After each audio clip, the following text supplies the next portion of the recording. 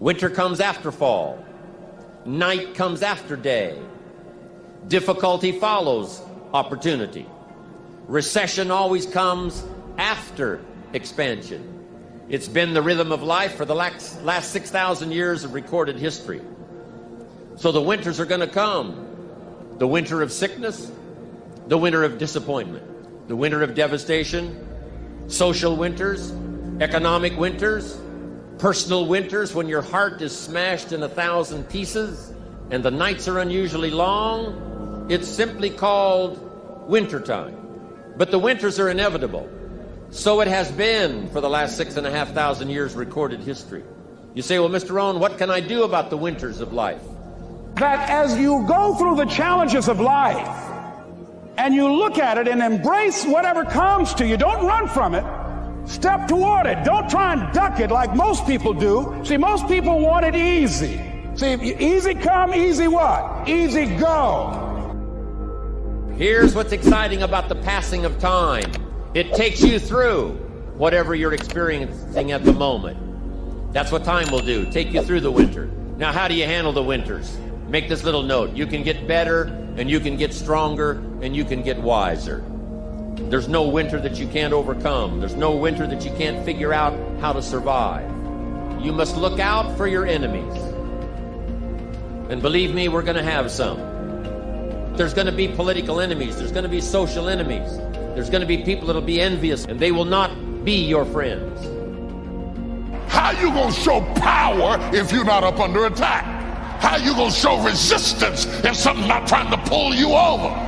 Resist, resist. Stop being neutral and stop being indifferent. Resist. Take a stand and resist. And each battle brings you to another level. I thank God for the stuff I had to fight. I don't know that I've spent a day in my life thanking God for my car. I appreciate the car, but just be walking around the house thanking God, thank you for the Mercedes, thank you for that, thank you for the Bentley. Not a day, thanking Him for stuff. Thank you for this house, thank you for this pool, thank you for that. No, because all that stuff, when you get in trouble, you don't even notice it. It don't even make no difference. When you're really up under attack and the enemy's coming after your children and after your health and after your mind, you don't care what you're driving. I might as well be driving a bus. It don't make no difference. But I thank Him for the stuff I had to fight. I thank Him for the folks who hated me and resisted me and talked about me and spat on me. I thank Him for the doors He closed. I thank Him for the mountains I had to climb. I thank Him for the opposition. I thank Him for the people who blocked me out, because you taught me how to fight. You taught me how to fight. God's going to train you on this fight. He's going to strengthen you on this fight so that when you get into the next battle, you'll say, this ain't nothing. You should see, you think you put something on me? You don't know who I am. You cannot stand over in the corner and remain indifferent and be effective. You have to choose a side and get in the fight, because He's going to move you along through the things you fight. See, but when you go at what you're going to deal with and you deal with difficulties of it, when you handle those hard things close at hand, making those hard decisions right now that you don't want to make, learning those things that you don't like to do, but you know that in order for you to get where you want to go, this is one of the hoops that you have to flip through. And I'm saying to you, whatever you got to do it, because if you don't, life is going to whoop you until you surrender. So if it's hard, then do it hard. You got to fight. You got to fight. Stop crying and fight. Dry your eyes and fight. The devil is after your mind. You got to fight. If you sit up and let him, you're going to go crazy. You got to fight. You ain't got to have no nervous breakdown. Be steadfast, unmovable, always abounding in the work of the Lord.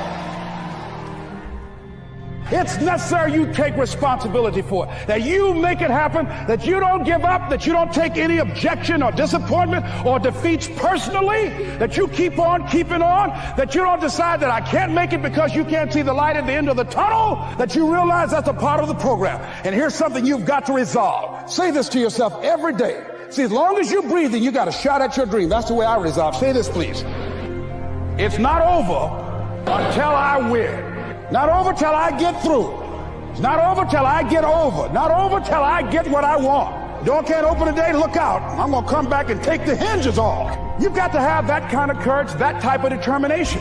If you want to make it happen, it's you. That you've got to take personal responsibility to make it happen. I'm asking you to stand at the door. I'm asking you, whatever threatens you, threaten it back. Whatever pushes against you, push it back. Whatever wants to overwhelm you like a father, stand up, take control, and do battle with your enemies wherever you find them. Now here's one more. We must also deal with the enemies within ourselves. Some of the enemies are a lot closer than that. They are within. And I want to give you a list of some of the things to watch out for when you get back home, called enemies within yourself. Here's the first one: indifference. Whatever you do, practice not being casual. You've got to shake off sometimes the lethargy that would say, oh, well, maybe it's not going to work for me.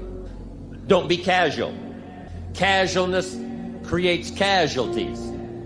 You've got to deal with it. Indecision is called the thief of opportunity. Make decisions even if it's a wrong decision. Do the very best you can, make a decision and go with it. If it doesn't work out because it was a wrong decision, I'm telling you, that gives you experience now to make a better decision. Here's the next one: doubt. We've all got to deal with the enemy of doubt. Cynicism has a unique way of crowding in on all of us. Being cynical about society, being cynical about the past, cynical about the future. I'm asking you, don't let that disease grab you by the throat and ruin your chances to do well. Yes, it's easy to doubt that it can happen. It's easy to doubt. We've all got fears that want to crowd in. And here's one of the worst ones of all, and that is to doubt yourself. Don't doubt your own ability. Don't doubt your own strength. You can make it through. Next is worry. I mean, you know, you got to worry some. But here's the clue: don't let it conquer you. Mark this down. Let worry alarm you, but don't let it conquer you. We all need to be concerned. We all need to be concerned. If there's enemies around, we need to be concerned. If it isn't going well, yes, we need to be concerned. But I'm asking you to let it concern, let it touch you, let it alarm you, but don't let it conquer you. Take all of the worries you've got and try to drive them into the smallest corner you can possibly find. So whatever your enemies are here, drive them into a small corner. Here's the next one: over caution. Hey, in the spring, if you're too cautious, you never will plant the seed. If you're too cautious, you won't take the chance. If you're too cautious, you won't step out front. Make this note: you got to take a chance. Drive your tendency to be too cautious. Drive it into a small corner. Yes, you can't be gullible. No, you can't go for everything. Yes, you've got to be careful. Yes, but don't be so cautious that it paralyzes you. Don't be so cautious that it restricts your chance to do better. See if you can't conquer that. Here's the next one: pessimism. Yes, there's the dark side. Yes, there's the problem side. Yes, there's the difficult side. But I'm telling you, it's not the only side. Yes, the glass is half empty, but it's also half full. Yes, there's the dark side, but there's the light side. Yes, the night comes, but so does the day. I'm telling you, don't be afraid of both sides: opportunity and difficulty, chance and danger. Learn how to handle it all. Now here's the last one. You've got to deal with it. I have to deal with it. We all have to deal with it. And that's complaining. Yes, there's room for a legitimate complaint. But here's what I'm asking you: don't let complaining master your life. If you become a chronic complainer, I'm telling you, nobody wants to be around you. Chronic complainer. I wouldn't want you for a business partner. Don't let complaining conquer your life.